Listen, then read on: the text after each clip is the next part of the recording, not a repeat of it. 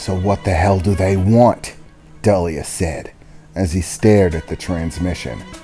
It was at that moment that Asa reached down, turning the device off and the hologram along with it. That's why I'm here, Delius. You've been given authorization in this circumstance. Whoever they are, they call themselves the servants of the Solari. The Solari are apparently their gods, and according to them, the core world, Hagara, belongs to them. The moment they entered the system, they immediately broadcasted a signal stating that they possess ownership of the core world and any celestial bodies orbiting it. As such, we are all under their dominion. And the most messed up part about all of it is they're acting like they're doing us a favor, promoting how wondrous it is that we are now all subjects to the Solari, but that they understand that us lower beings do not understand the true radiance and glory of a god, and thus there will be some who are resistant to the wondrous glory of serving them. So if we wish, we may dispatch people to bring either gifts to their god to represent their willingness to subjugate, or failing that, we may choose combatants if we wish, so that their god might vanquish them, and in doing so, show you the radiance of their might. And whether it be an individual or an armada, we will realize the radiance of a god when they vanquish them all. Well, don't they have an impressive ego? Delius replied. Not a characteristic I look highly on. But what you gonna do? Some people have god complexes. Yeah, Delius. And some people have anti-god complexes. You do realize that a lot of people in this system do think you're a god. They worship you. They have churches. Yeah, and I already told them I'm not, but they still keep doing it. Delius replied frustratedly. Yeah, specifically, their little transmission included some information that they picked up from our interplanetary communications. Once again, another of the reasons that I was sent to fetch you specifically. Specifically, their god wishes to destroy you. Ask for you by name, saying that once they dispense of the false god, all those that follow them will realize the error of their ways. Basically, they want to one-up you. They think if they can get rid of you, then everyone else will fall into line, labeling you as a false god. Oh, hooray. So I don't even claim that I'm a god, and yet I still get called a false one. Isn't that just the top of wonderful things to know? Delius replied, shaking his head. Fine, let's go. Let's see if all this ego has anything behind it, besides a really big ship. And with that, Delius and Asa set off, heading for the outside of the science center that they were currently staying at, where there was a ship waiting to take Delius all the way to the fleet. Delius had started to become accustomed to these ship rides. He found it a bit unsettling that they were traveling through space. Honestly, he preferred the ground. He understood the ground. Gravity, air, all of those are nice things. For whatever reason, the idea of floating in some atmosphere-lacking environment, whether he could survive it or not, didn't really sit well with him. The idea that the ship might blow up around him, leaving him stranded in nowhere, was a bit unsettling. Regardless of how much people assured him that if a ship he was on blew up, they would go looking for him, and he wouldn't be hard to find. But his small trip to that barren wasteland of a planet had given him sort of a pet peeve about being stranded that he really didn't take kindly to. But soon enough, they found themselves heading for the command ship, the one that looked sort of like a star, transferring signals in order to get clearance to enter. They soon boarded the vessel. As Delia stepped off, he noted that the entire ship wasn't done like most of the rest of the ships that he's used to being on. Rather, this one seemed, well, absorbent in every way you could imagine.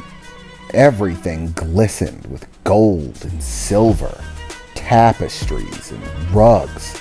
Even the soldiers were dressed extremely absorbently, with armor that seemed both high-tech as well as exceptionally showy.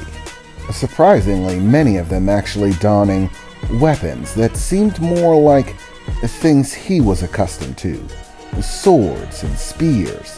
However, they appeared to have somewhat of a high-tech edge to them.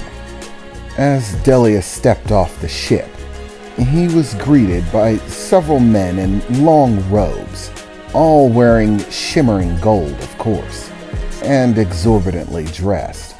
"Welcome, false god. We have been expecting your arrival. If you would follow us, we will take you to see our god," they said, bowing gingerly, as they immediately turned away and expected Delius to follow.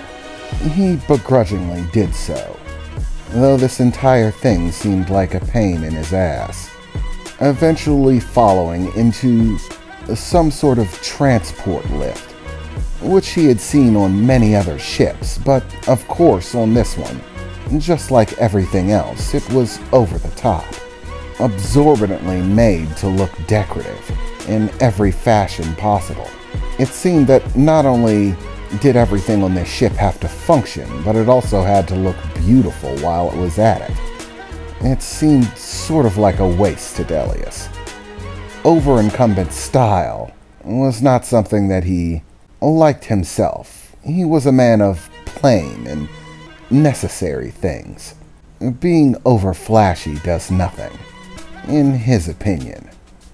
Eventually, the transport opened to reveal a room full of council members from the various worlds, all standing in some sort of grand room with a massive walkway leading towards what looked like a throne shaped like a massive golden idol, and upon the throne, an individual covered in what looked like some sort of golden eidolon over their head and shoulders, as if it was simply made to make them look the part of the god, with long flowing golden robes leading down, covering their body.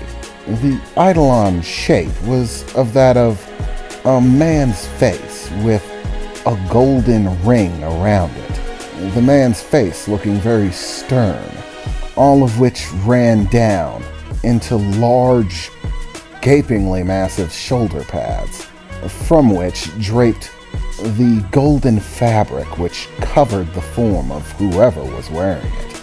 There, in the first 20 or so feet of this massive walk room leading to that massive throne, delegates from each of the individual worlds had already assembled, and seemed to be trying to talk to individuals, as there were many other figures not wearing the gold eidolons over their head, but still draped in golden clothing, most of them looking, once again, well overmade, with makeup and hairpins and golden ring-like crowns, dressed like shiny golden monks or something like that. Based on the conversation, they all seemed to be having disagreements with the council members that they were speaking to. "We are not slaves, nor are we property to just be claimed at will. You may have your own faith, but we have ours, and it does not bend to your whim," one of the council members said. You must see reason. This is absolutely unnecessary. Can we not find a peaceful solution to this problem? Are you not civilized? We do not want war, but simply because we do not want it does not mean we will not fight.